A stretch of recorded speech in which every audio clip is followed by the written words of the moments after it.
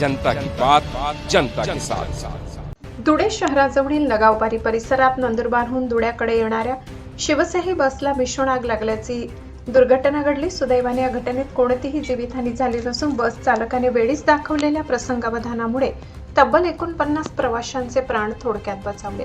मात्र या भयंकर आगीत शिवशाही बस पूर्णपणे जळून खाक झाली। एका मोठ्या दुर्घटनेतून प्रवासी सुखरूप बचावल्याने सर्वांनी सुटकेचा निश्वास सोडलाय। मिळालेल्या माहितीनुसार ही शिवशाही बस 49 प्रवाशांना घेऊन नंदुरबारहून धुळ्याच्या दिशेने येत होती। बस नगावबारी परिसरात पोहोचली असता अचानक पुढच्या केबिनमध्ये आग भडकली।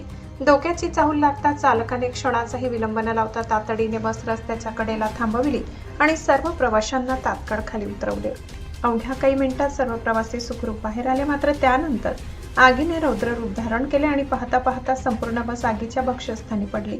घटनेची माहिती मिळताच अग्निशमन दलाच्या बंबांनी तातडीने घटनास्थळी धाव घेत पाण्याचा मारा करून आग आटोक्यात आणली। सध्या आग पूर्णपणे विझवण्यात आली। या दुर्घटनेत कोणतीही जीवितहानी झाली नसली तरी एसटी महामंडळाचे मोठे नुकसान झाले।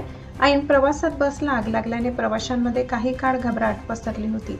या आगीचे नेमके कारण अद्याप स्पष्ट झाले नसून प्रशासनाकडून या घटनेचा पुढील तपास सुरू आहे। जनता की बात, जनता के साथ।